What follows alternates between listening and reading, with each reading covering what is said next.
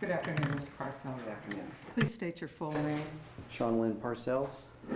Thank you. Are you licensed by the State of Kansas Board of Healing Arts in any capacity? No.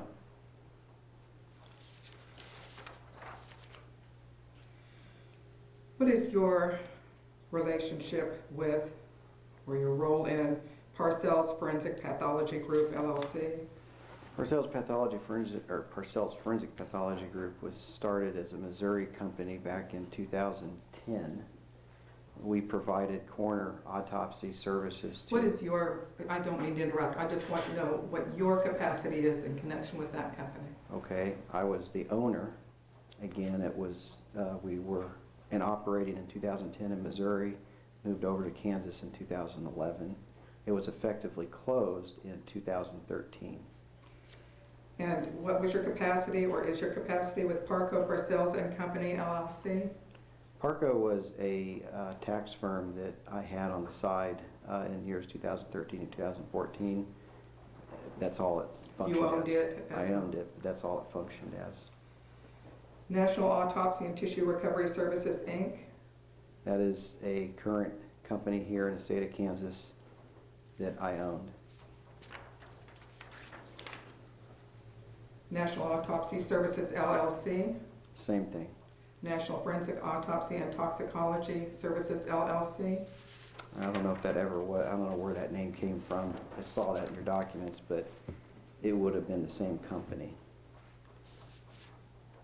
And you would be the owner then? Yeah, DBA.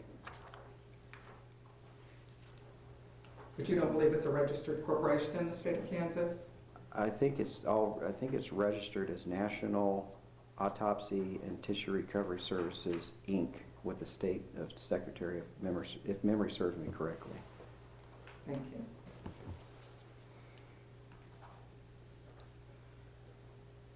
What names have you used, personal names, in the course of performing the actions that we're addressing today?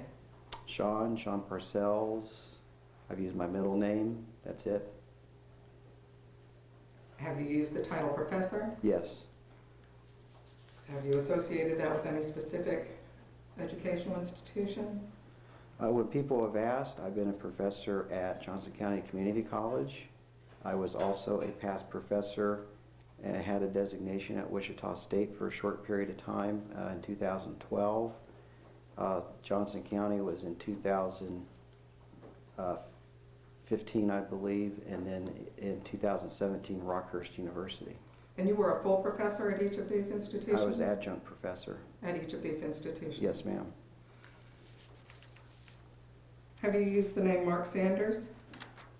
I don't know what that's in reference to. You've not used it? Not to my knowledge. Did you establish a relationship with Rows of Chapels in San Luis Obispo, California, in connection with tissue recovery? Oh, are you talking about the case that Tom Arnold was referencing up here, or Tom Williams? Yes. Yes. That case was brought to us by the attorney. I had specific communications with the attorney as to what they were needing to have done.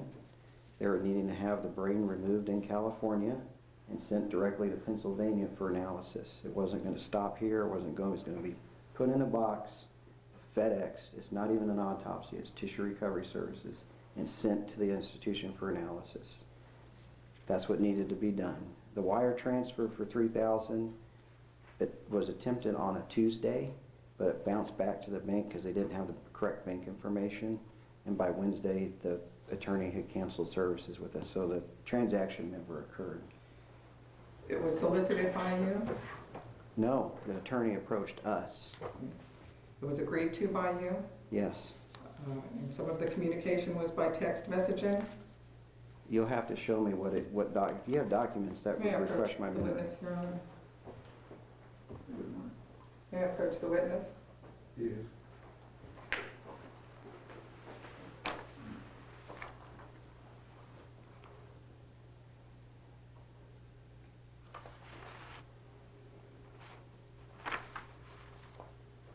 Oh, this would be from our mobile phone number.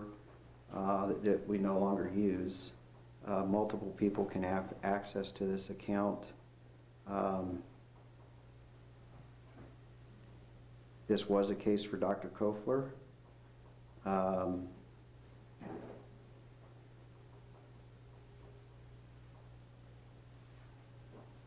I don't know why the Mark Sanders is there, to be honest with you. This was a case for Dr. Kofler. It was with Autopsy Associates of America, and the brain needed to be removed and sent from California to University of Pennsylvania.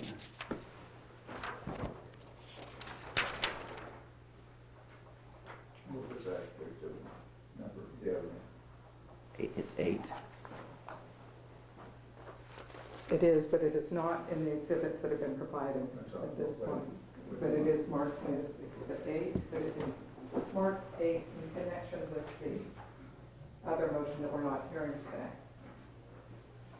Did you communicate by text message? Yes, I did. Did you reach out to Jeff Miller by text message? I did. In connection with that transaction? I did. And are these your text messages with Mr. Miller? Some of those are, yes. I don't know where the Mark Sanders came from. Those are just copies of the text messages provided to you from Jeff Miller. But they are associated with a phone number, Yes, and I have access to that phone number. and you have control of that phone? I've shut it down now. You had control of that phone when it was Yes, operating? I can still access it if need be, but we've shut it down. And were you in Kansas when you were setting up this transaction? Actually, no, I wasn't. I was in Missouri. Both when talking at all times to Jeff Miller and/or the attorney and/or, let me ask each of them separately. When you were communicating with the attorney that reached out for the business, do you know what the date was? I don't remember the date. I have to go back and look at emails.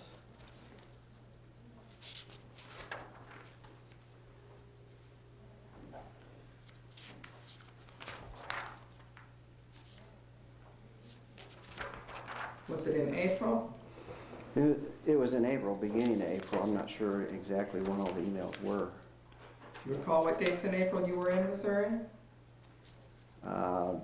I know that when I spoke to him on the phone and when I sent emails out, I have an office over there.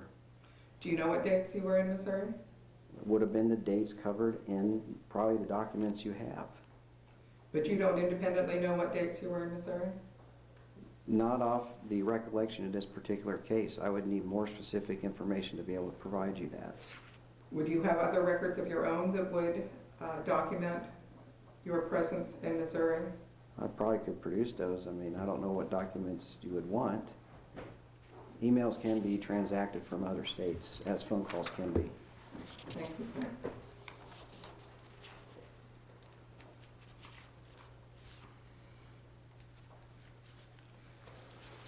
In performing these activities, let me ask, do you perform dissection of bodies? That would be one of them, yes. And you do that, or you have done that, dissection of bodies for private autopsies? Private and forensics.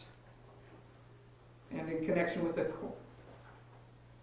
Well, in my career totality, from early 2000s to now, I've done over 2,500 autopsies. Most of those have been forensic criminally, and the vast majority have been private. In the latter part of my career, more have been private than have been forensics. and are those for the purpose of determining the cause of death? Not necessarily.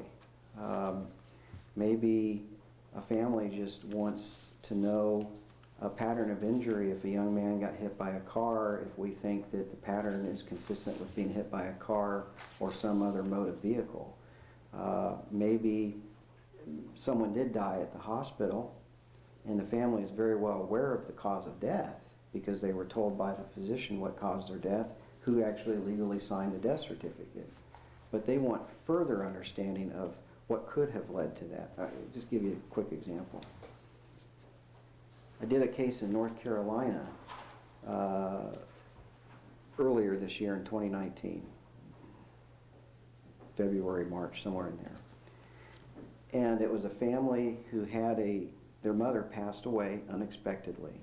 She had apparently fractured her ankle.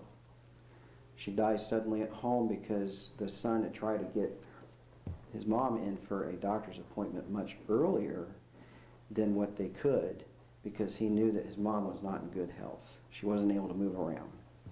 She dies suddenly at home. The coroner comes out from the state of North Carolina, pronounces her dead, says, based on her medical history, it's congestive heart failure.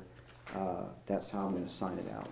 The son wanted to know, is that congestive heart failure immediately tied to her death, or was there some other factor? So when the autopsy was done, what was actually discovered was she had blood clots that went from her leg to her lung because she wasn't able to be mobile. So that's an important finding, because that can establish a different mode, not manner, but a different mode of death. So sometimes questions that are being answered are not necessarily direct to cause and manner of death. Thank you. In the cases that we're addressing today, were any of those for a reason other than to determine the cause of death? Cause of death, and then an understanding of what, if they had medical histories, what went on behind her death in connection with those medical histories. So ultimately, the cause of death. What contributed? Ultimately, if there's other contributing factors. Thank you. I'm going to ask that page 9 of the petition be marked as an exhibit number 77. If I may approach the witness, I'll hand a copy of that to the witness.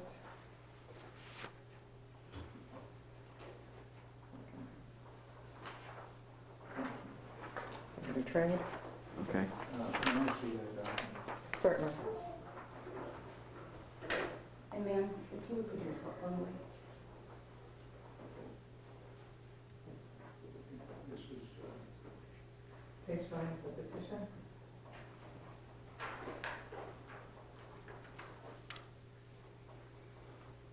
On page 9, it has various initials and titles shown, Sure. and I believe that those are drawn from your records. Does that look familiar? That looks familiar. I'd like you to walk me through each of these and give me the basis. Okay. The BS, Bachelor of Science, awarded by, Kansas State University, when, 2003. in what field, Biology, minor in chemistry. you had a major in biology and a minor in chemistry. Yes. What is the next one? That is a Master of Science in Human Anatomy and Physiology with an emphasis in instruction. With an emphasis in instruction? Instruction. what does that say again? It's MSHAPI. It stands for Master of Science in Human Anatomy and Physiology, and then they put the I on because I took some extra courses to learn how to be a professor and teach this at the college level. So emphasis in instruction, what I is for. That was awarded by what institution? New York Chiropractic College. New York Chiropractic College? Is that an on-campus curriculum? It's on and off both. What proportion of each? Oh, I don't know. It's probably more online more online than on campus. But you do have to complete a variety of other examinations and factors on campus before the degree is ever awarded. So you would go and live in New York? We were there for about a week or so, yeah, because I went through an intensive 1-week course. It's the capstone project. And what year was that awarded? December of 2014. When did you start that course of study? Do you remember? January of 2013. It's a 2-year program. PA? PA simply stands for pathology assistant, not to be confused with a PA-C, which is what actually credentials a certified physician assistant. Any physician assistant certified has to say PA-C. If you are a board certified pathology assistant, then it says PA, open parentheses, ASCP, close parentheses. Uncertified PAs just simply use PA. And you're aware that in Kansas, PA is used for physician's assistant? I'm aware that PA-C stands for physician's assistant. That's how they don't get things confused. You can look them up on Stormont Vale's website, every one of them, PA-C. -C, meaning physician assistant dash certified. They're certified physician's assistant. But your use of it is pathology assistant? Pathology assistant, meaning I have not certified, I have not sat for the test. What qualifies you to be a pathology assistant? Well, I started my training in that in the early 2000s. I was at KU Medical Center for a while. I then also did some training at the Mayo Clinic in Rochester, Minnesota.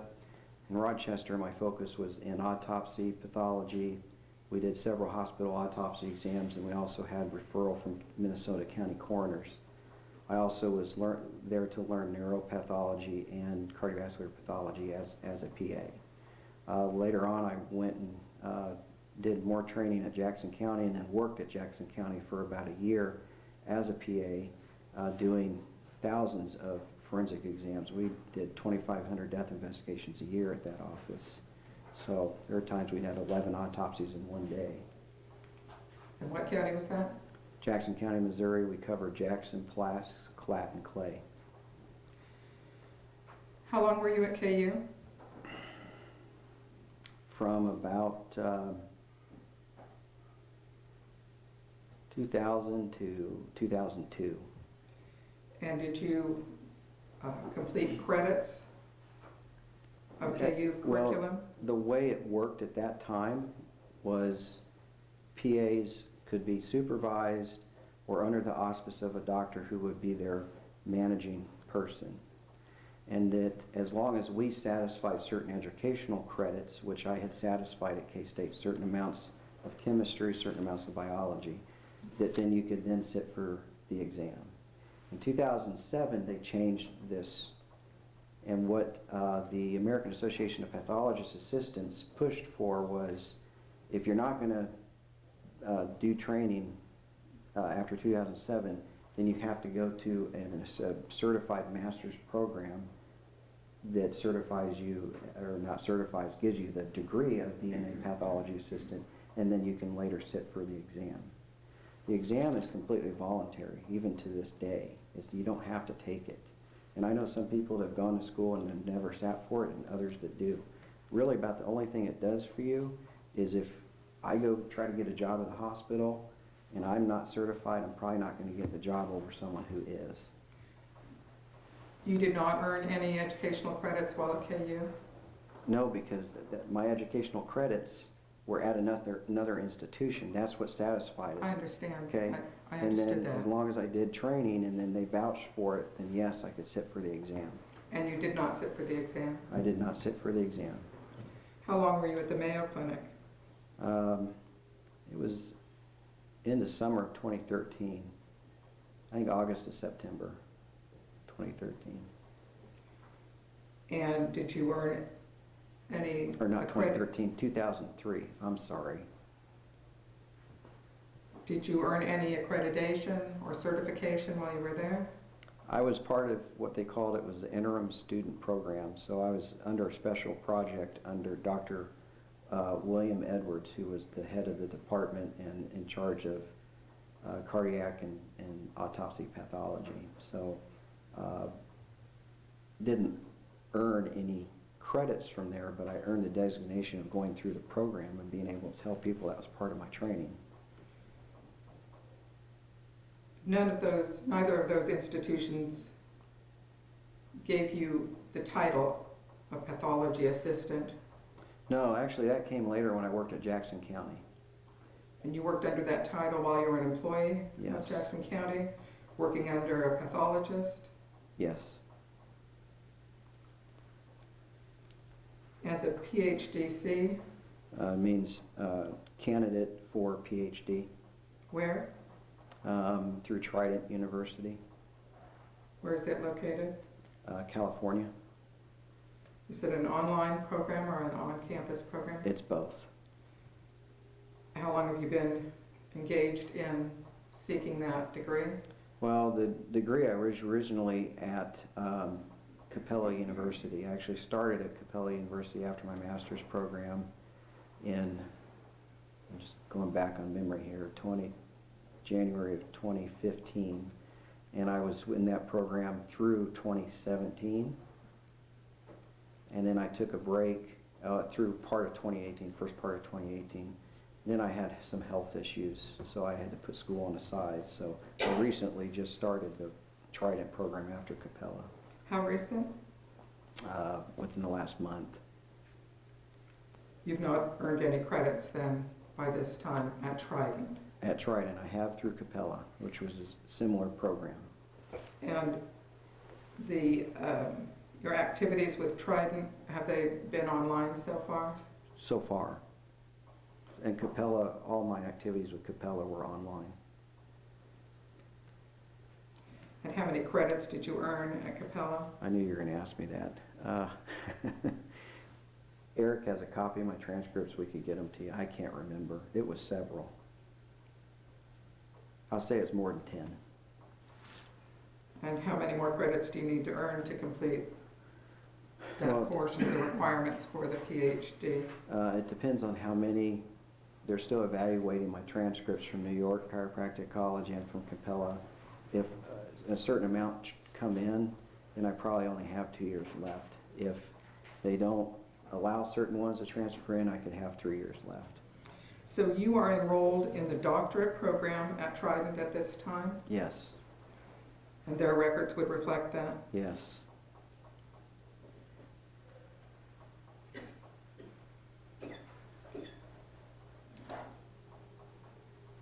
Aside from working in that capacity for Jackson County, Missouri, under the supervision of a pathologist, has any educational institution given you the designations you've listed here below, the forensic clinical anatomist? Oh, okay, so forensic clinical anatomist is from my master's program. After my master's program, I became a member of the American Society of Clinical Anatomists. Focused my training on that, and along with doing forensics and clinical anatomy. I'm also a member of that association. Did any educational institution give you that designation? That came from the fact that I am an anatomist and physiologist and recognized by the American Society of Clinical Anatomists. So yes, I would argue that indirectly, because I earned that degree at New York Chiropractic College, I can effectively go by that title. It does appear to be self-endowed, though. No, it's not self-endowed. I would argue it's not. But you can't provide any documentation that a school has designated you. How would I'm it- just asking educational what is it institutions. Okay, sorry. I'm just asking, has an educational institution conferred this title on you? They would never do that to anybody.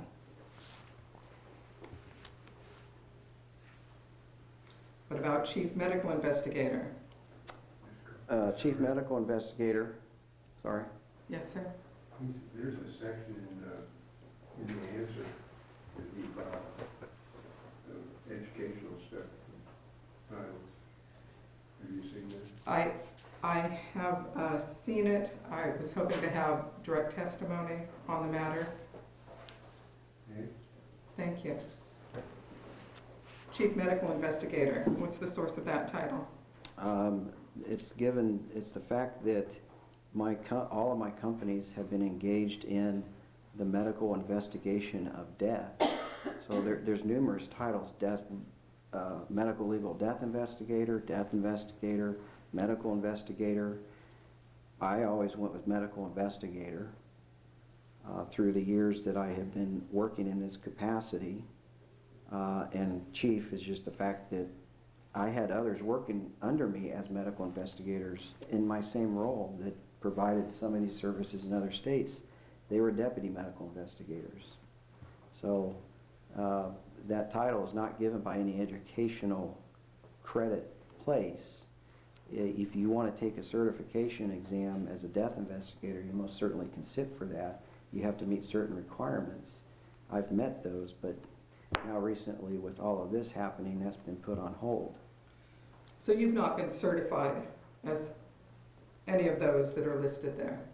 Well, that there is no correct? certification for forensic clinical anatomist. There really is no certification for a medical investigator. There is for a medical legal death investigator, but not a medical investigator.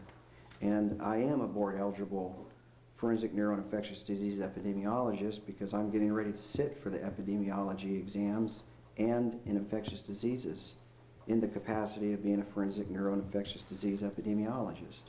And you've met the requirements of that? I've met the requirements for those. I've also met the requirements to sit for the medical legal death investigation exam through the American Academy of Death Investigation that a former coroner friend of mine has in the state of Missouri. But again, with all of this happening, he wanted me to put that on hold until after this settles, and then I can take my test. And so as of this date, you have no certification of the positions we've walked through? No, some of them, yeah, I think the most relevant one is that I have not sat for the PA exam. I just have decided not to do that. I don't have any further questions at this time.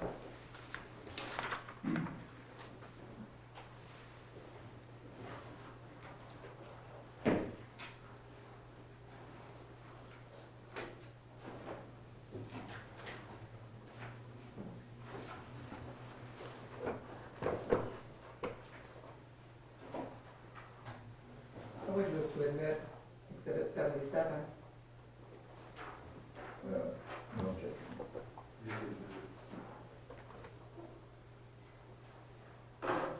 May I approach the witness chair?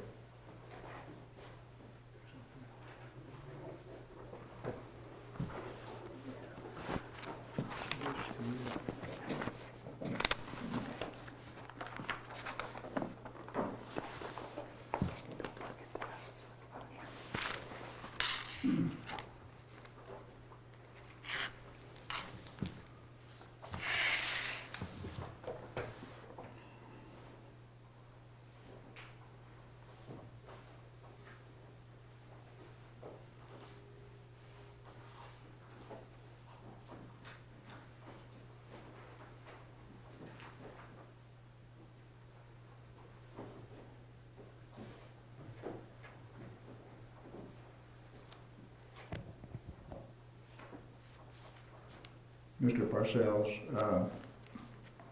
you also undertook some training in Los Angeles, did you not? Oh yeah, I forgot to mention that, Los Angeles County Coroner's Office. How long were you there? I was there for a couple weeks to a month, somewhere in there. It was early on in my training. Your emphasis in forensics is in what field? I'm a forensic clinical anatomist, and I'm also working to become certified as a forensic epidemiologist. In your role as a physician's,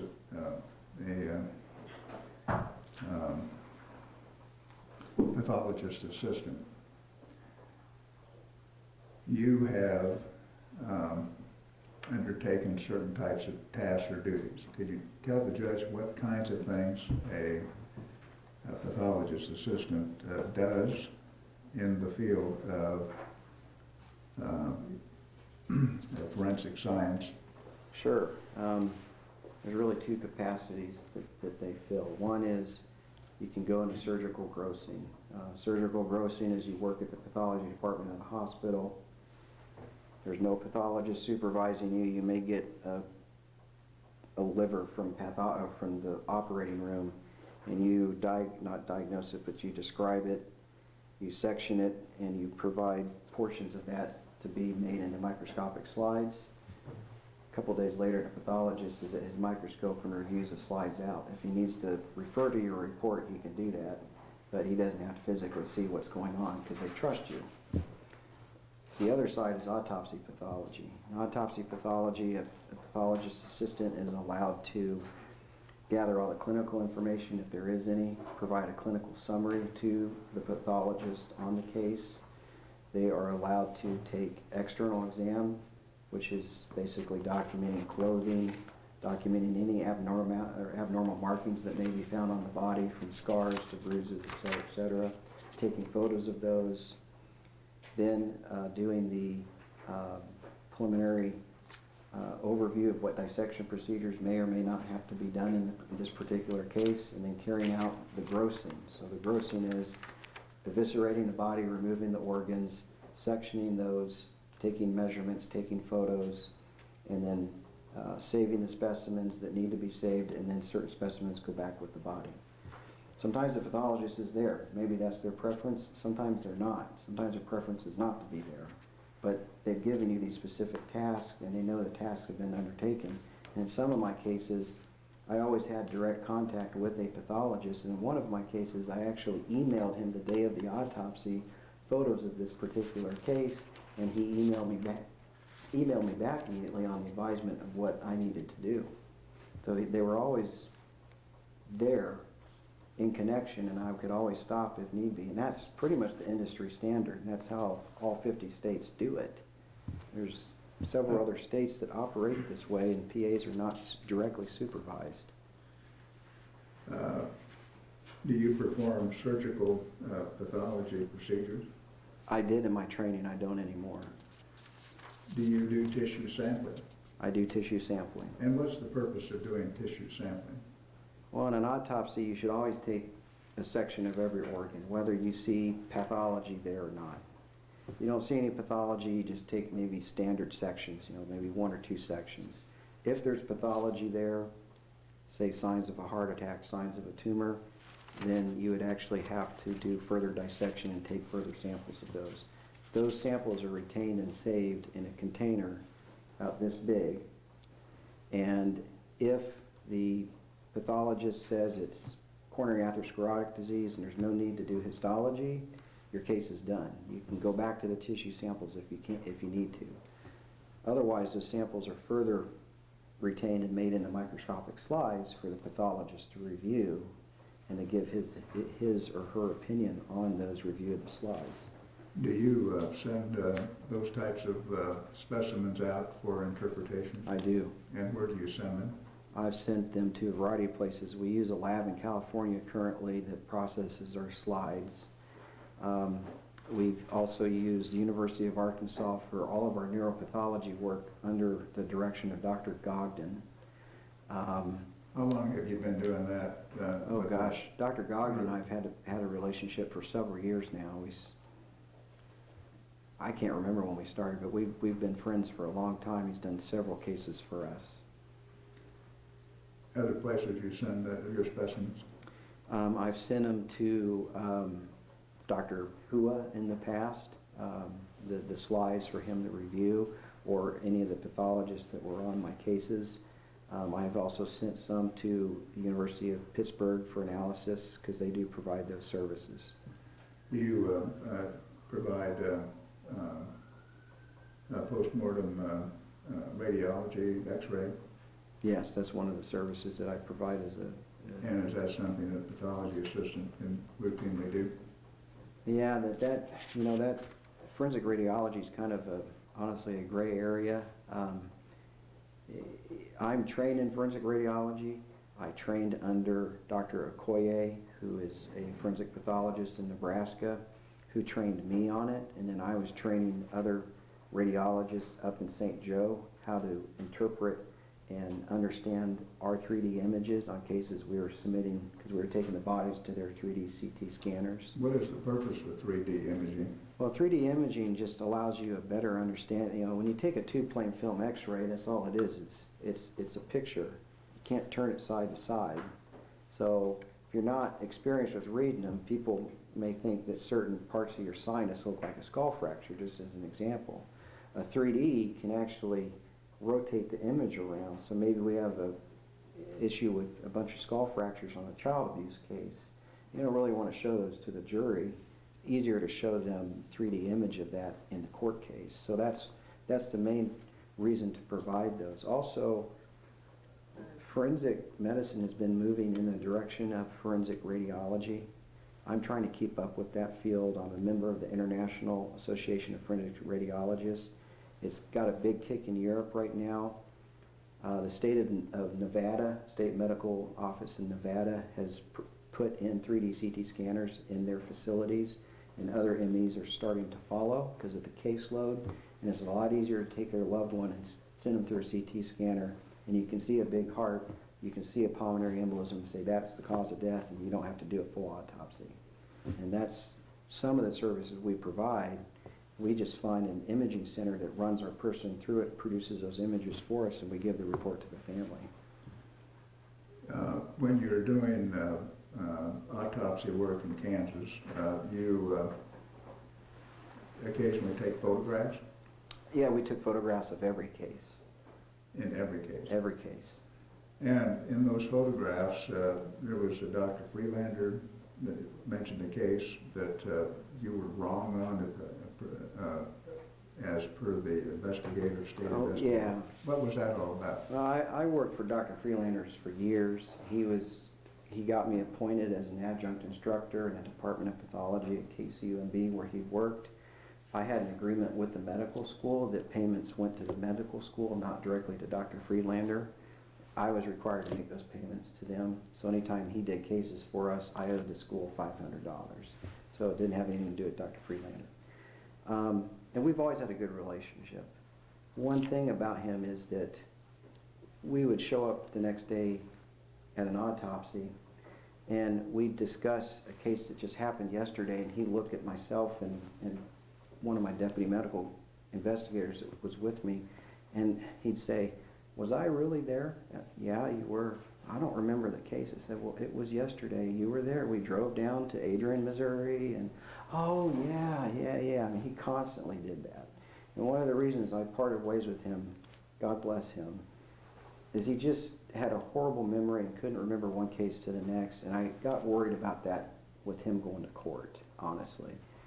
In this particular case, I know for a fact that that person didn't have an adrenal tumor. How do you know that for a fact? Well, I've got photos to prove it on the case. Okay. But I also remember the case, and I remember that there was about 20 other medical students at this particular case at the morgue. And if a tumor, but he would always get excited about tumors. We didn't find a tumor in that case. It was 2 cases later on a case in Missouri that we did find an adrenal tumor in Jefferson City, and that's where he got excited, and that's what he's getting us mixed up with. Now, you have, in 2014, you were contacted by the Brown family, or who were you contacted by? The Michael Brown's family attorney. And who was that? Or who, if you could recall. Well, Anthony, I can't think of his last name. He was a local attorney in St. Louis. And then later on they got, I can't think of his name, from Florida. He's a high-powered attorney, been on TV, been in movies now. He's getting famous. I can't think of his name, but he later represented the family. But it was Anthony that originally called me and stated, "Do you provide second opinions on gunshot wounds?" And I said, "Yes, we do." And at that time when you took the call, what was your position? What were you doing? I was a pathology assistant and medical investigator, and took the information down. What the family told me is that they needed a gunshot wound analysis. This was not a second autopsy. They needed an understanding of the trajectory and pattern of gunshot wounds. And you do that as part of your profession? Yeah, there's other forensic scientists. There's forensic ballistic experts that have a bachelor's degree that could do that. So it's common across the field. When you were contacted to do that, what did you do? What kind of services did you perform in terms of the autopsy of Mr. Brown? On Thursday, I drove down on a I got the call late Thursday, so I didn't get to St. Louis till Thursday late that night. They let me in the mortuary. I met Anthony, who was on the case, basically said, we just need an understanding of these gunshot wounds and what it tells you. I said, okay, I can do that. So it took me probably about 3 hours to do it. We met afterwards. We discussed the gunshot wounds. I drove back. When you said 3 hours, during that 3 hours, what types of diagnostic testing did you perform? I just looked at every gunshot wound and took the trajectory and pattern of those gunshot wounds. So could we tell if they were close range? Could we tell if it was contact? We didn't have his clothing, so some information was missing.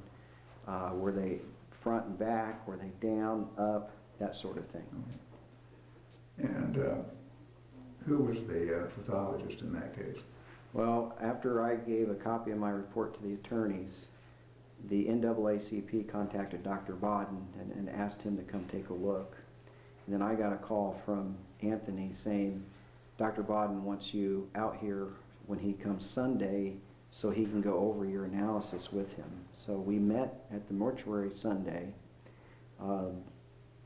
He used verbatim my analysis on the case, said that it looked perfectly done. He didn't feel like he needed to do anything further, and that at that time I thought we were done.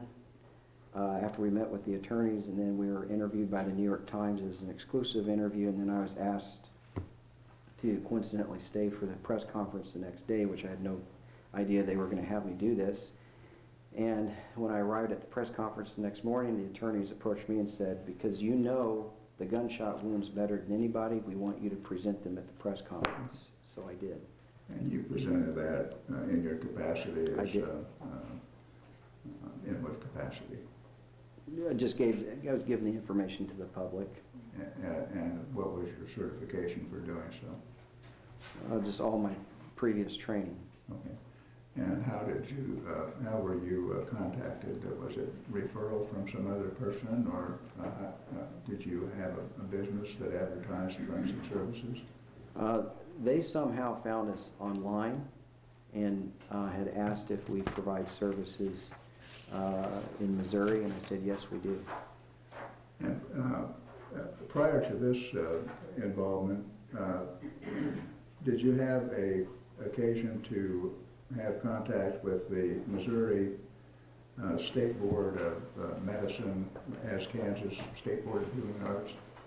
Yeah, in 2010, Dr. Friedlander had asked me to go down and do a coroner's case in Pettis County. It was a car accident. He was not feeling good. We had to get the case done. He said, just go down, take photos, take the necessary sections you need to take, and he sent 2 med students with me. After doing that, Pettis County would stop calling us. I thought that was suspicious. I called Pettis County. They wouldn't return my calls, and then all of a sudden I get a letter in the mail that they had filed a complaint that the coroner felt I was practicing medicine without a license in Missouri by doing those services. It was a year investigation. We testified in front of the state board, and the state board later concluded that those services can be provided by a PA. It doesn't have to be supervised as long as the pathologist can be contacted or has given them permission to go do that. And in other services, we established that you don't need to be a pathologist to do them, like external exams and other such type cases. And so I was cleared. Tissue recovery services is not an autopsy, correct? No, tissue recovery services is completely different. Can you describe what that is? Tissue recovery services relates to, we have a lot of relationships with research universities, Boston University being one of them, that is involved with the research in the post-concussion syndrome in NFL football players. And basically, they need somebody to go out and remove the brain and sometimes other tissues that the family has designated that can be donated to Boston. So they send us instructions on it. We follow those instructions verbatim. And then sometimes we immediately send those out by a medical courier, or sometimes we preserve some of those. Maybe they want half of the brain frozen and half of it fixed in a solution for 2 weeks, and then later on sent in boxes that they provide to be provided by them so we can ship them these tissues. These are all for medical research cases. Stanford University is another institution that we've worked with, and they basically have had families designate tissues from all organs be donated to them for the purpose of research. So you have to basically approach it as an autopsy because you're taking samples from every organ, but you don't need a pathologist there to do it because you're just taking the samples for research purposes. And their lab is going to look at these sections later on anyway when you ship them off. So tissue recovery is a completely different industry, and there's other people who do it, and that may be the only thing that they do and engage practice in this country. Have you employed people to do that for you in your work? I have. I've employed others to do both tissue recovery and tissue sampling from autopsy cases who have worked as pathology assistants. Yeah, okay. Mr. Parcells, Defendant's Exhibit 4 and Defendant's Exhibit 5. Can you identify Defendant's Exhibit 4? It's an article about forensic clinical anatomy, the medical responsibility and implications for methods of ascertainments and criteria of evaluation. It's a general article about the role of forensic clinical anatomy in the field of clinical anatomy and the medical responsibility and liability representing different guidelines, specifically discuss main methods of ascertainment on living and or dead persons have been itemized as examination of clinical documentary data, consultation with a specialist, clinical examination, further instrumental diagnostic exams, pre-autopsy examination, autopsy, post-autopsy, diagnostic procedures, clinical synthesis, and anatomical data of forensic interest may arise from the correction application to the above steps. And main issue is the analysis of medical liability cases to phase the ascertainment for these evaluations of criteria, and especially recognizing the reconstruction of the physiopathological pathway and its implications in understanding causal value in cause of death, and also for cases that are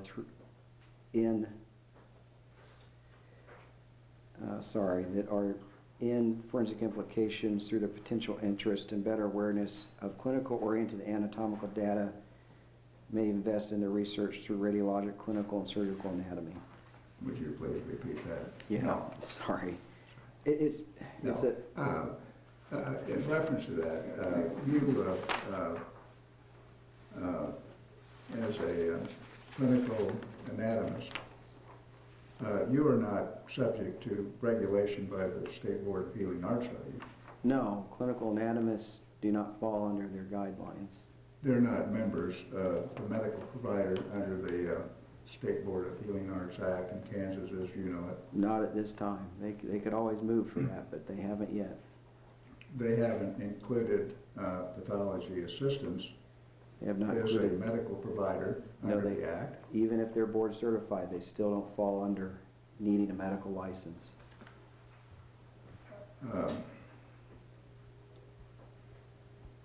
What is your understanding? Before we get to that, I had some photographs I wanted to look at.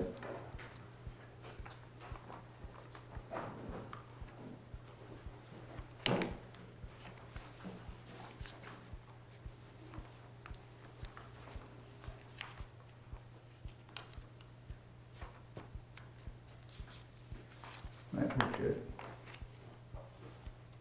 Mr. Parcells, Defendant's Exhibit number 9, can you identify Yeah. those photographs and what they depict? Before I answer that, Your Honor, I didn't answer fully Exhibit 4. There's another article about forensic clinical anatomy that was published in the American Association of Clinical Anatomists by 5 different authors, some being from overseas and some being from here in Seattle, Washington. So this is in an American journal. Sorry.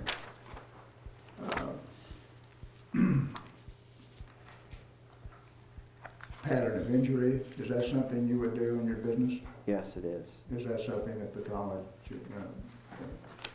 assistant would be doing at times?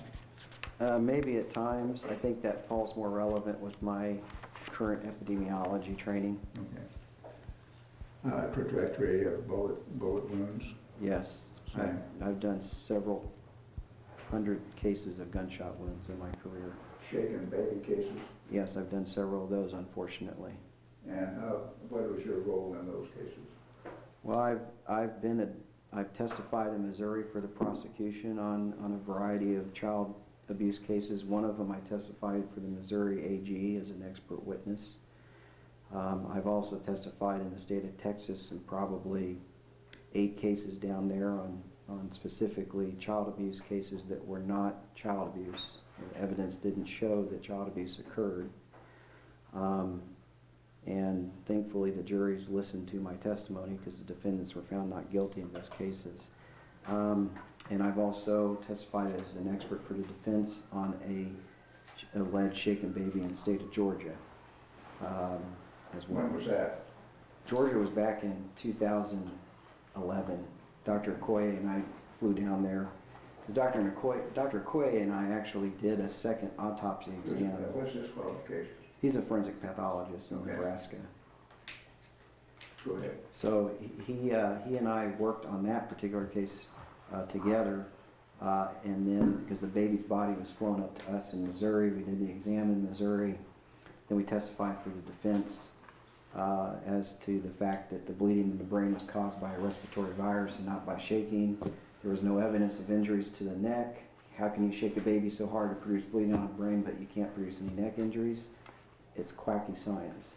So testified for and showed that there was no rib fractures or posterior rib fractures, and the guy that supposedly shook this kid was 6'4" and about 300 pounds. I mean, he would have applied enough force to produce other injuries. We found nothing, just the bleed on the And brain. object to relevance, Your Honor, Oh, going sorry. on in these cases. Well, here, go ahead. Okay. And we testified to the relevance of that and the fact that our data showed that a respiratory virus caused the bleeding to the jury, and they found the defendant not guilty. I think it's important that defense experts be allowed to do work. Okay, now, with the pattern of injury, have you had cases where there has been evidence of the seatbelt syndrome? Yes, I have. And how many cases have you evaluated for that? Well, I mean, in my career with autopsy cases, I've probably done over 500 different types of car accidents and witnessed what seatbelt syndrome looks like when they're wearing their seatbelt versus when they're not. I also evaluated. What is seatbelt syndrome? Seatbelt syndrome is basically when a frontal impact occurs so hard that you get bruising down along the lower abdomen and across, and it shows you the sign. It shows you a seatbelt pattern. They call it seatbelt sign in the ER. It can sometimes create internal injuries if the crash is hard enough, but typically when you see those, you know the person had their seatbelt on. Can one experience rib fractures with internal blow to the stomach? Through an airbag, I would expect to see internal pressures causing rib fractures from that, not from a seatbelt. And what is internal pressures? What is the causation of that? Well, in the case that I evaluated for you, there was a elderly lady here in Topeka that had a low impact crash at I think 30 miles an hour, but the airbag deployed. The seatbelt failed because she didn't have any signs of the seatbelt pattern, even though she was wearing a coat. The person next to her did have the seatbelt sign, but she did have major injuries to her lower abdomen, and her diaphragm had ruptured with her internal organs from the abdomen going into the chest cavity, causing pressures of the lungs to go out and create rib fractures. So the internal pressure was from that type of blow as opposed to wearing a seatbelt under your arm? Yeah, you would never see that with, sorry. Okay. There's a reason I laugh at that. Okay. Now, in another matter, when you provide forensic reports, do you always have a body that you have to dissect to complete forensic reports? Not always. Sometimes all we have are medical records and radiology films. And you still can, from your experience, provide scientific opinion? I can give scientific opinion. I've been allowed to do it in the courts, even here in Kansas, and so why couldn't I give my opinion on paper? Handed you was, what was that, number 9? Yes, exhibit number 9. Can you identify those photographs? It's a picture of my lab here in Topeka. You have a copy of that, Mr. Fuller?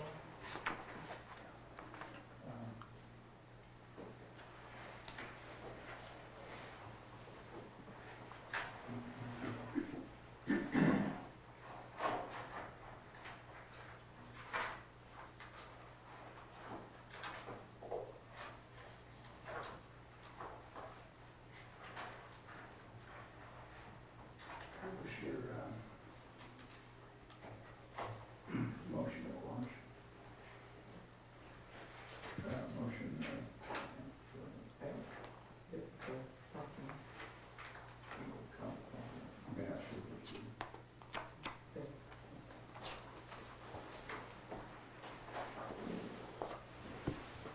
Actually, I do have a copy inside.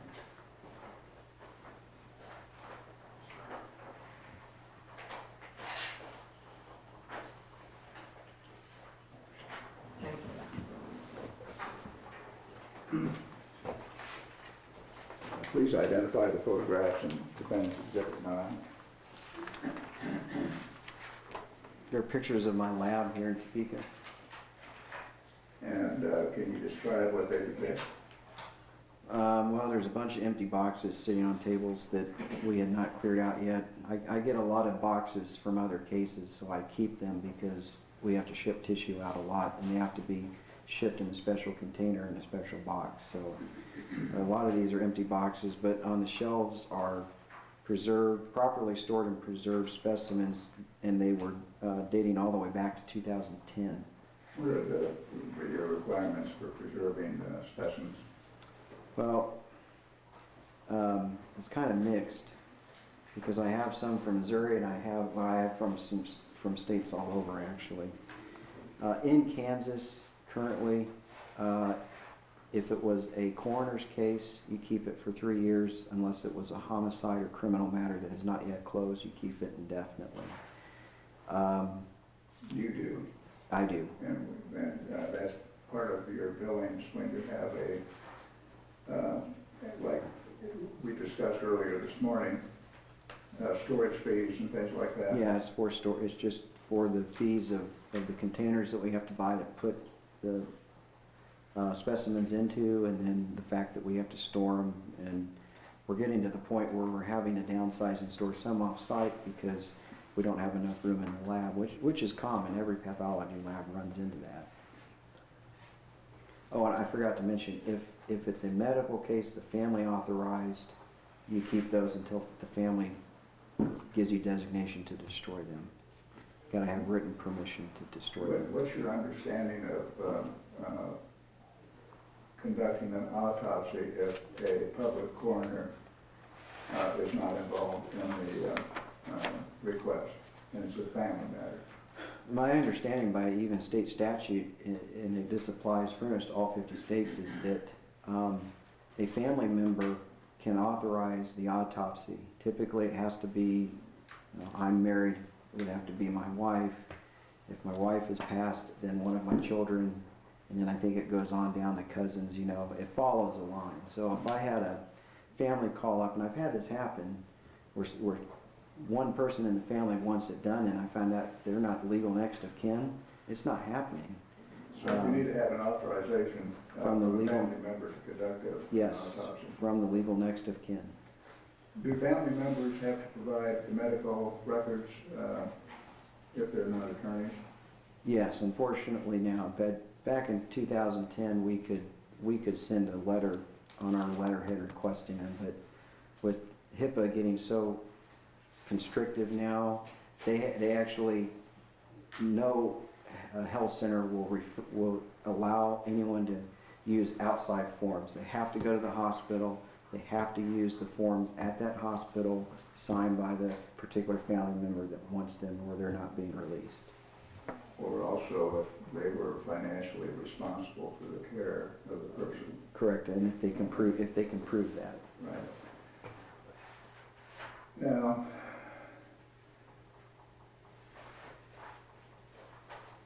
your lab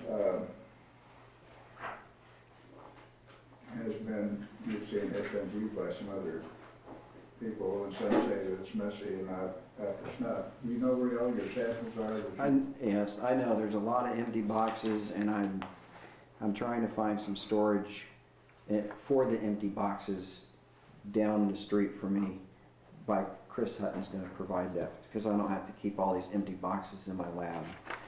If the boxes were moved out, it wouldn't look so bad. What is relevant is the fact that the stuff that's on the shelving is what's the tissue samples, and I have tissue samples from every case that I ever did, dating back to 2010. Even though I can get rid of some of those cases, I have not yet done that, even prior to this TRO, just because honestly it's such an undertaking, because I'd have to contact every coroner and make sure that, especially in Missouri, I'd have to contact the coroners there back from 2010 and say, hey, do you want these or you want us to destroy them? So it's just been easier to store them in boxes and keep more relevant years at the lab. I want to ask, what's the method of storage? Either frozen, or there's a big box in this photo on Plain Exhibits 1, and it looks like a box in the, you've seen the wine boxes you can get. Same thing, it's got a little snout and it pours formalin out, and you put the specimens in that. That's the proper way to store them, is 10% buffered formalin. Oh, and properly labeled too. Case number and or decedent's name. Have you ever, now, you have, this last year, changed your business model a little bit and employed other pathology assistants to go out to do tissue recovery, correct? Yeah, and a lot of the cases that have been done, and I know that some of these complaints were not done by me physically. I had other people working in my capacity who I paid as contractors. Are there some billing disputes with some of those individuals? Well, there was just with a couple. I know one's been resolved. There's still a billing dispute with one of the others. Okay, now, some of these tissues that you have contracted with the family to perform analysis are not being delivered to you, correct? Correct. And do you have records to know who are those individuals? Yes, I do. And you could provide those to the court? I could. for review? And I know one of them, I've asked him multiple times to send it out, and he won't. And you'd be willing to inventory and provide accounting or reports to the court's satisfaction as to tissues that are maintained by you as you're required to do in your profession? Correct. And you've done that since 2010? Since 2010, yes. Have you ever been sued for losing tissue samples? No. I got accused of losing a brain in a lawsuit. I'll take that back. I got accused of losing a brain in a lawsuit that was filed against me until the fact that Dr. Hua neuropathologist finished the report for me, and I brought the brain to the deposition and told the attorney he can take it because it's the guy's brain and been in the container ever since we did the brain removal. Do DNA on it. He didn't like that. The lawsuit was dismissed because we Okay. basically showed his suit was invalid.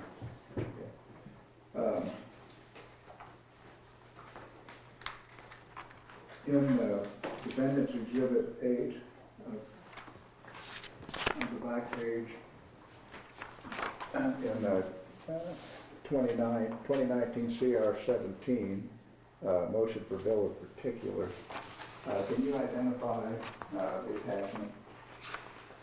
The attachment is between a text message between myself and my friend, Angela Olson. And who is she? So, if you allow me to explain, Your Honor. Angela, in 2012, I was approached by Wichita State to help set up a pathology assistant program. Their program director approached me and asked me if I would help them and if I would provide students autopsy rotation, letting students come up and witness autopsies. And then it was between her and another doctor in Wichita, and we were all trying to set up the curriculum together. Through that, I got the designation as an adjunct professor at Wichita State. Angela was the pilot student. Angela came up here and spent the month of July of 2012 with me, the whole month. Got 3 credit hours for it, and I taught her. I wasn't paid, I was unpaid at this time. But I effectively taught her in this curriculum that she got 3 credit hours for through Wichita State on how to do autopsies as a PA. She later returned to Wichita. Unfortunately, I think there was some politics involved, but the State Board of Regents would not allow Wichita State to start the pathology assistant program for a lack of funding is what had happened. It just never materialized. Is there a pathologist assistance program at KU? No, there's not. The closest one to here is Chicago. The closest is in In Chicago. Chicago. There's not very many schools out there for this type of work. Yeah, I wish there were more. Anyway, Angela returned to her role as a histotech is what they're called at the hospital, but sometimes they cross-train as a PA or pathologist assistant. Pathologist says, I need you to do these duties, we're going to train you how to do them, you have a new designation, you're doing them under my auspice. So I asked her specifically, I said, when you guys have been doing autopsies there in Wichita, is your pathologist always present? She said, so I said, your other guy or you would do the technical parts of removing the organs without the pathologist present. I said, I believe this is standard practice around Kansas. She said, yes, we would remove the organs without the pathologist present. She said that not having a pathologist present during tissue recovery or these other services, a pathologist is not required to be directly present, correct? Yeah, she said, yes, we would remove the organs without the pathologist present.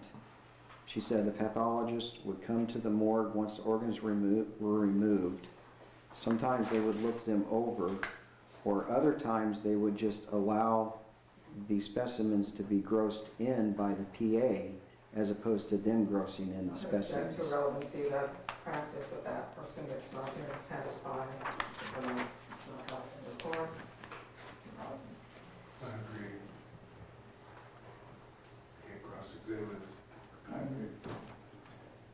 However, based upon your request for others in the profession of tissue recovery in Champaign, Kansas, have you found anybody that says that they have to have a pathologist present during this procedure? No, I know several others that work in the same capacity that do certain aspects of the autopsy without the pathologist being physically present.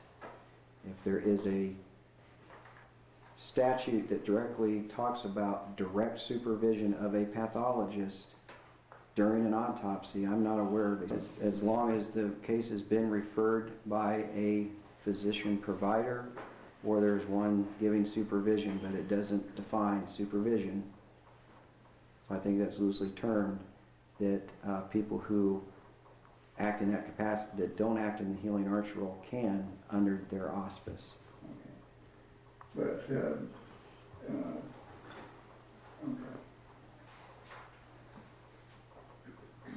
You would abide by whatever requirements the court requires you to do in Kansas in reference to the issue of supervision if you're conducting these types of services as a pathologist assistant. I would.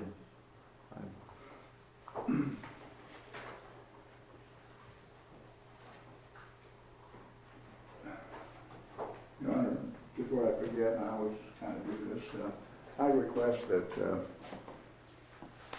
defendant exhibits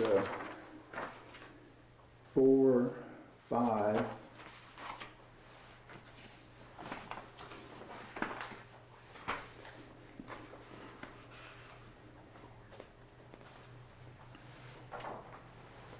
and 9 be admitted into the record for the purposes of this hearing. I will withdraw defendant's exhibit number 8. No objection, Your Honor. Okay, there's none, let me see, Mr. Burke.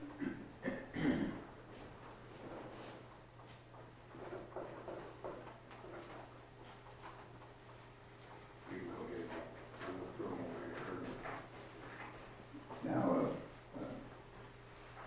Mr. Parcells, you have requested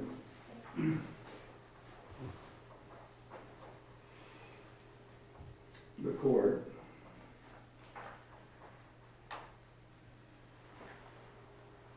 to review current complaints brought against you that have been incident to the investigation from the Kansas Consumer Protection Unit in Kansas, correct? Yes. And these are things that have occurred or are occurring at present time by virtue of the proceedings that were brought by the state in this consumer protection case? Yes.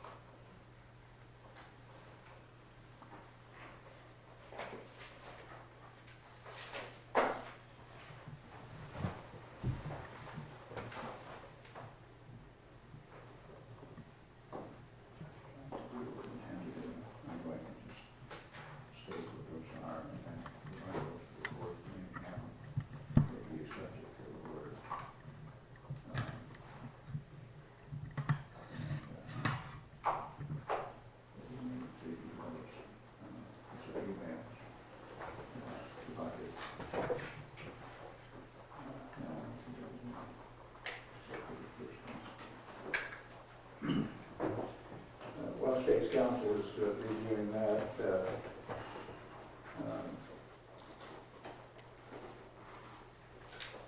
I'm going to hand you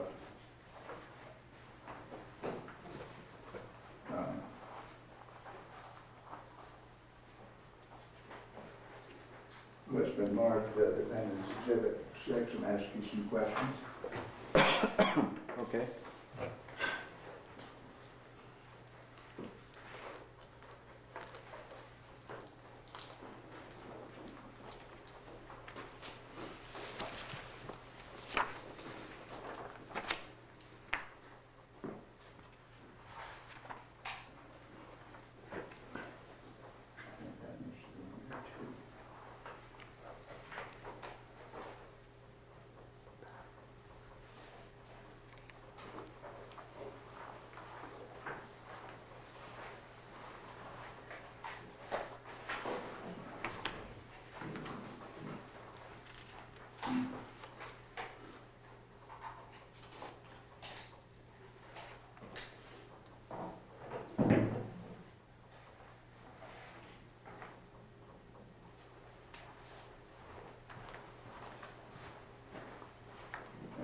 Mr. Parcells, I have provided you a copy of Defendant's Exhibit Number 6. Can you generally describe what that is? This was in reference to a medical record review that I provided along with reviewing CT and X-ray images of this person. And in that, this document consists of 3 studies. In that study, what was the purpose of the study? The gentleman was involved in a rollover accident. There was questions as to how his injuries to his spine would relate to the actual accident, and the fact that the gentleman was sitting in a compartment of the truck where the roof did come crushing down and came down on his head and produced these injuries to his spine. Jack, based on relevance, maybe also offer the relevance to this. The relevance being this is the type of work he's doing, and he is potentially violating the temporary restraining orders. We want to make sure that those types of services can continue without having difficulty.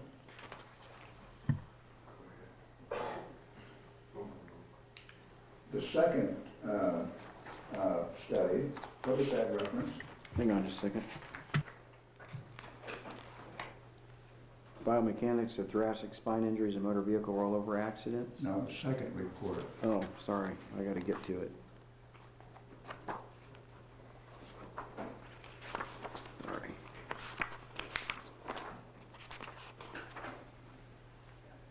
Oh, okay. This was a case that I did in Ohio. By the way, I might add the report was written in Ohio as well. This was a elderly lady who, the family contacted me because they were concerned that their loved one had been trapped between the bed rail and the mattress and she asphyxiated from it. The medical examiner in the state of Ohio declined the case, so they wanted a private autopsy done. There was police investigation that took place. In fact, the 2 police detectives came out during the autopsy and I walked them through her injuries, showing that it was consistent with her being asphyxiated by the bed rail and the mattress. Then I produced this report for the family's attorney and the family themselves. And then later on I found out that my report went to the medical examiner's office to be reviewed, to change the death certificate. She reviewed my analysis and agreed with me 100%. Never said I was acting out of my role or anything like that, and I signed my name with all my designations. Doesn't say pathologist, so she knew exactly who I was. She felt it was a very well-written report, and she was able to use it to change the death certificate. Did you obtain written authorization from the family to do I that? obtained authorization from the correct authorization from the son. The last report, could you? I'm sorry, apologies. Is this the exhibit that you have given to me? This is what you just handed me? Yeah, that's the, Thank you. What's the report captioned here? pardon me? What kind of report are we talking about? What report are you talking about? The second report, sorry. Number 6. The first report was just a medical record review and reviewing images. The guy didn't die. The second case was an actual autopsy case done in Ohio with law enforcement there. That was the second case.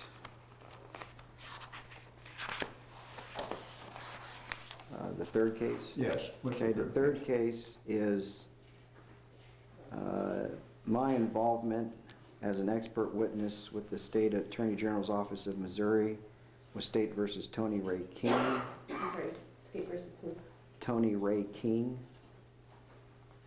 And that I was to appear in Buchanan County Courthouse in St. Joseph's, Missouri to testify in the above reference case. And your report was, describe that, what portions of that report were you Sure. doing?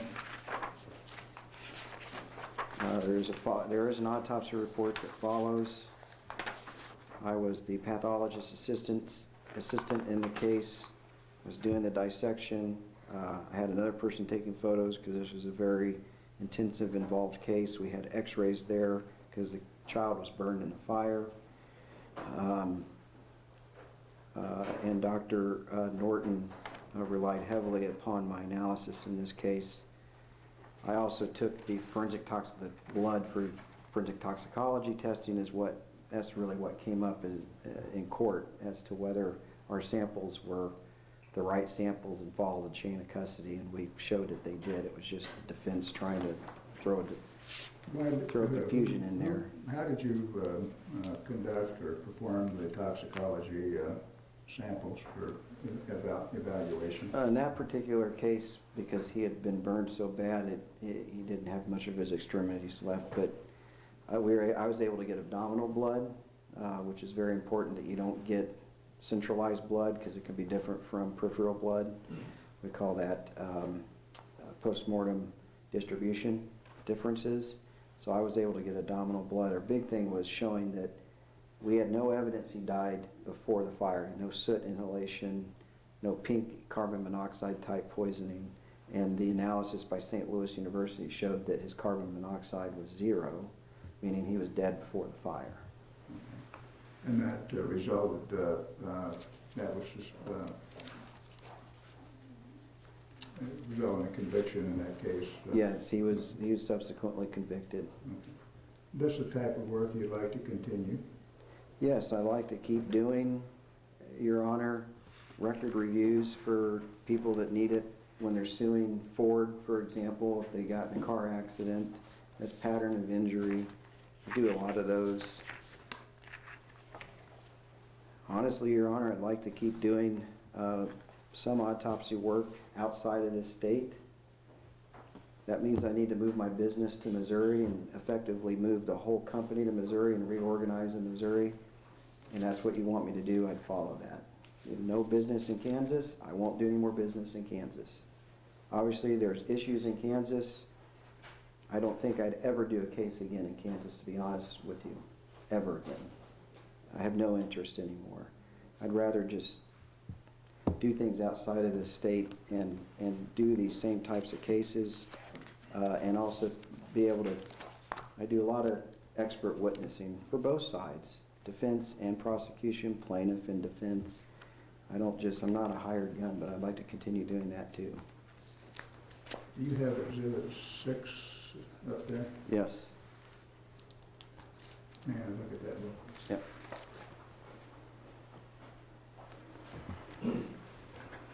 Your Honor, I'd ask for the purpose of this hearing, that this be entered into the record at this time. No objection.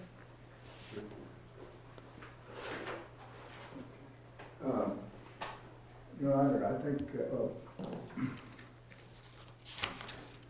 Mr. Parcells, Henning has been marked as defendant's number 7. What is that? This is the bonds, condition of bonds release for the criminal case.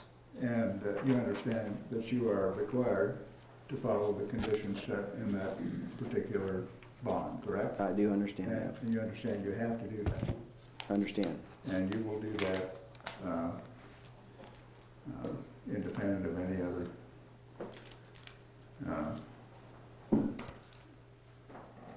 change in conditions.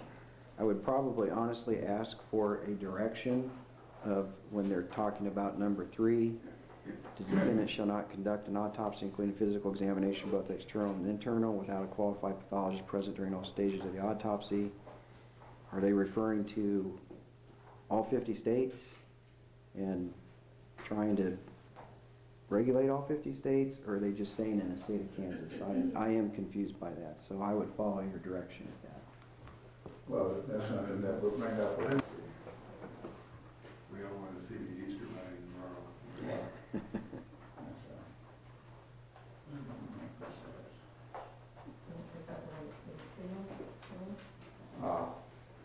Your Honor,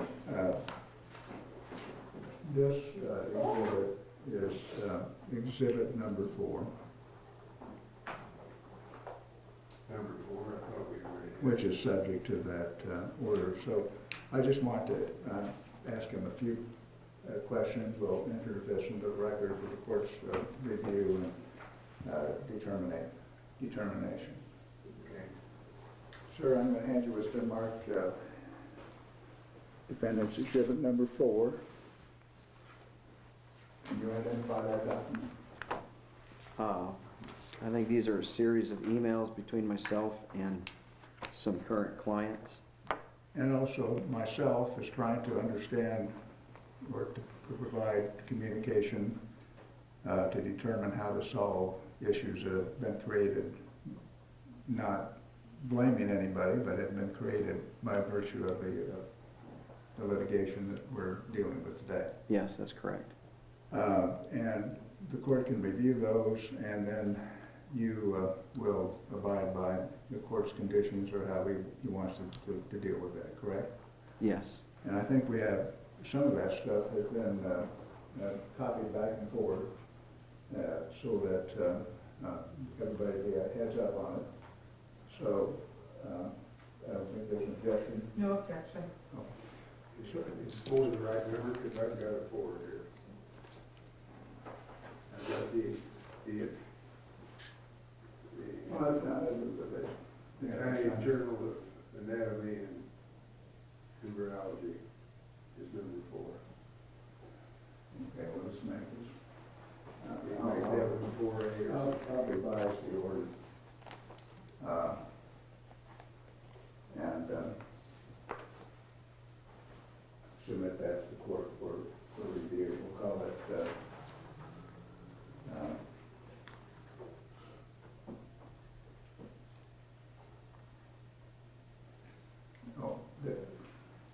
Change one. that is attachment 4, not an exhibit 4. Yeah. And it is the subject of the order to place under seal. Yeah. It's the attachment to the answer.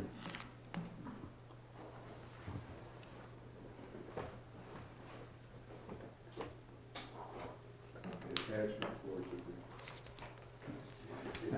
It's the one that's to be sealed, right? Yes, and I'd ask that the defendant's exhibit 7B entered in the conditions of bond.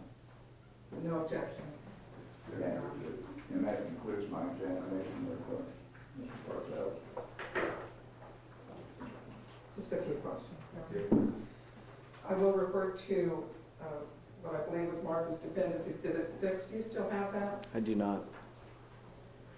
Do you have a copy of it that you can look at? I've got it. If I may approach, I'll take it to the witness. Thank you.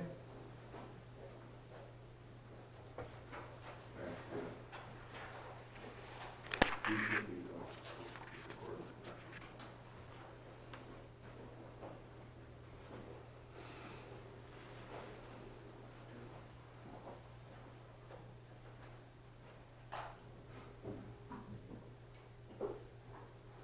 These 3 reports that you completed were all credited to your corporations, Kansas corporations, showing Kansas addresses. Is that correct? Yeah, but they're different types of reports. Actually, no. The last report was accredited to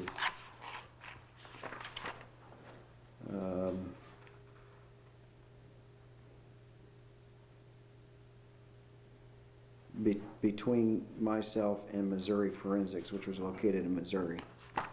But the others were, I guess, accredited to Are you that. looking at this page? Yes, yes. And at the top it says Parcells Forensic Pathology Group. Yes, and then underneath it says Keith R. Norton, MD, And is that, Southwest Missouri Forensics, Nixa, Missouri. That's his address. So it's a mix between him and me. is Parcells Forensic Pathology Group a registered corporation in Not- any state? Not anymore, no. It lists Kansas addresses, the corporate address is Leawood, Kansas. No, this shut down in 2012. When was this report completed?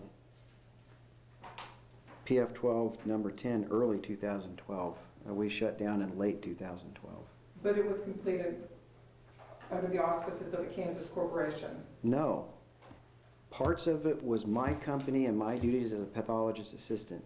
The other parts were Keith Norton, located in Missouri. That's why it's both of And I'm us. asking about your portion of it. Well, you didn't explain that. And I think he needs to know it's a mix of both. And that this is an old address and an old corporation that's no longer in business, hasn't been in business since end of 2012. But it was your corporation at the time. At the time, my role was done by my corporation, his role was done by his corporation. And the middle report, The middle report, I will ask a question about it. okay. The one that was done in Ohio, is that the one you're referring to? I believe so. Okay. It discloses the name of the person. Ooh, I don't see that. If I may approach. Yeah, you can approach. Oh, I see where you're talking, yes. Yep. That was not redacted, is that correct? That was not redacted. I think Eric did it, but we need to redact that. And I believe this was actually given to the press as well. All of these reports were given to the press. I don't know if it was or not. I didn't give any reports to the press. You gave them to your attorney. Yes. It's my understanding they were given to the press. Well, you put me on the stand. I didn't give any to the press. Now, they're being offered now as public exhibits, and that name I is listed. And I agree that name I should, will proffer that we can put our witnesses back on the stand, how they received access to these documents. I'm just telling you that I gave them to I'm my, making a statement about them now. Okay. Proffering rather than calling a witness if that's possible. okay. That our investigators have possession of these reports by way of a loop of information that came through the press, by my understanding. So that's why I wanted to ask you about it. Yeah, And I don't intend to put your attorney on the stand. I have no knowledge of that. I would never give Did anything. you do the redacting on this? I did not. You gave it to your attorney Yes, ma'am. with everything open? Yes, ma'am. You started at Capella in your doctorate program, I did. and you're currently at Trident, Yes. or at least their online program, Trident, yes? it's a mix of online and on campus. But so far you've participated in their online program. Yes, the very beginning stages. What about the University of Bridgeport? Was that also part of the doctoral program that you've been trying to work on? No, I was applying there and I decided not to go there. I decided to go to Trident instead. It is listed in your resume, however. Which resume are you referring to? I believe that it was provided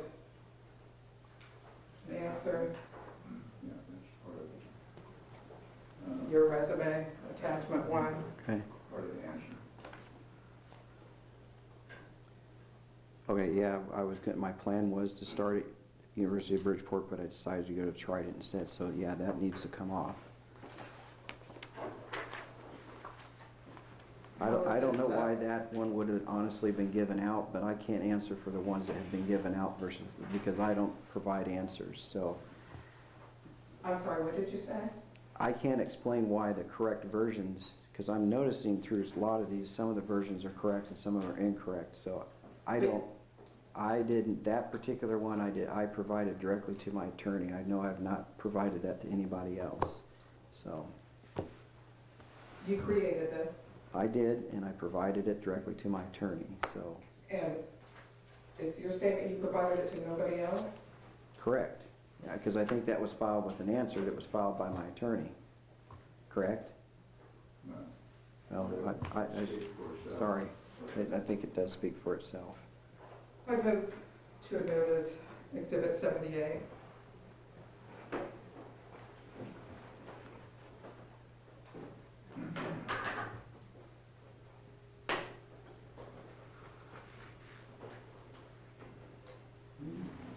Have you applied to any other educational institutions?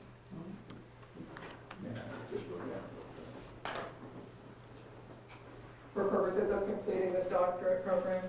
No, I applied to law school, but that's been it. I got in, surprisingly.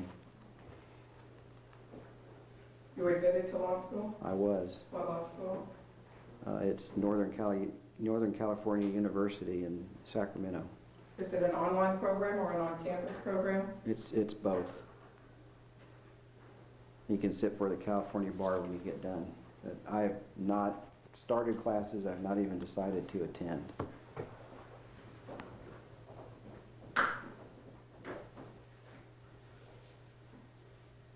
Have you completed a course of curricula designated as a pathology assistant training program by an educational institution?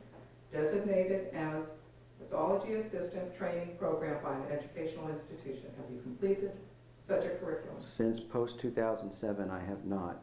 The requirements were different prior to 2007. After 2007, I have not attended an educational place that gives you that designation that would be PA-ASCP, close parentheses.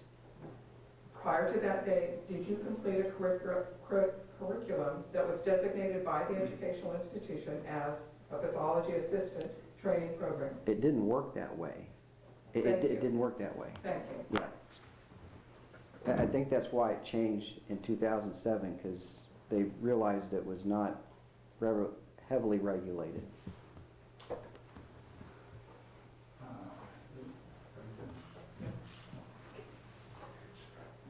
During the period of time in which you have designated yourself as a pathology assistant, have you completed the ongoing credential maintenance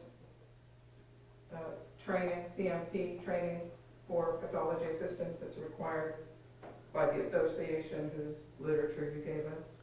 I do. I'm not a member of that association, so I don't have to abide by their guidelines since I'm not a member, but I do attend a variety of different continuing educations, both in the field of pathology, also in the field of neurology, because I'm a neuroanatomist as well.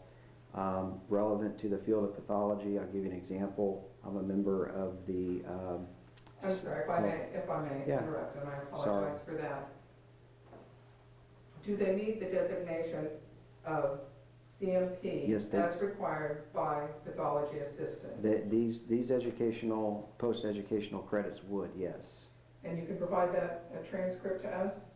I could provide those in meetings that I've attended. They're basically meetings that you go to and you sit through presentations and we'll all the hand. It's kind of like your attorney stuff. You go for a weekend convention and all of a sudden, hey, you've got your continuing education credits. It works the same way.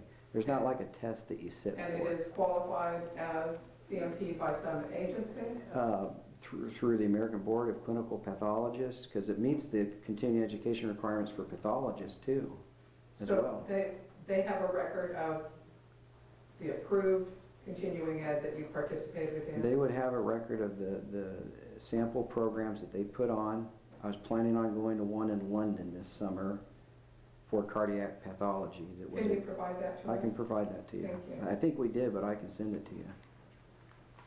And the arrangements with Rows of Chapels, Yes, ma'am.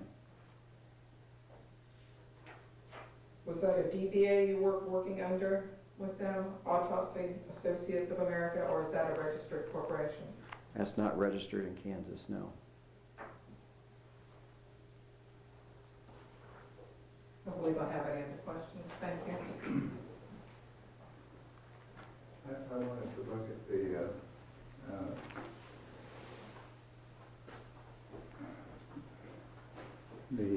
the one that had the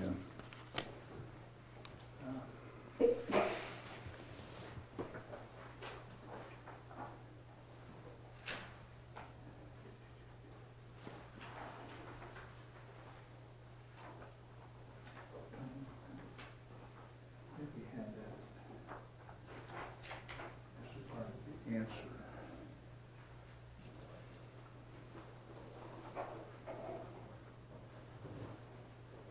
You don't have the answer up there, do you? Mm-mm.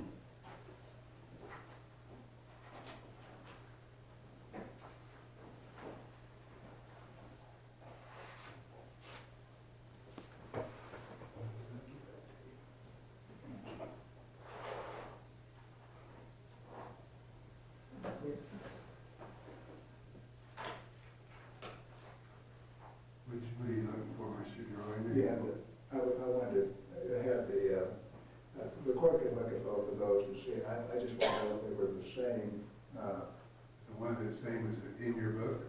that is in the exhibit. Not the book, that's, no. She has all you marked right there, so.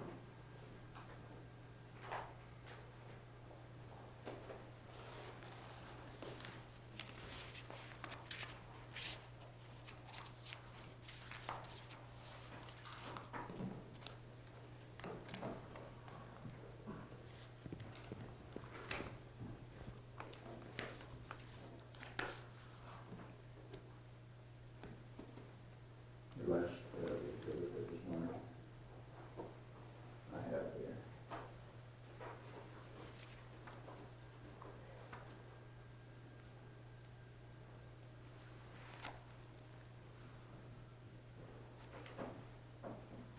No further questions, Judge.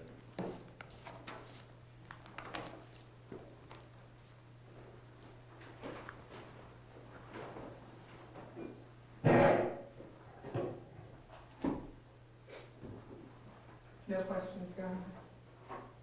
Anything further, Mr. Durham? No, Judge. You take it down. Thank you. You have any further? Leave those. Need that. Are you going to present anything?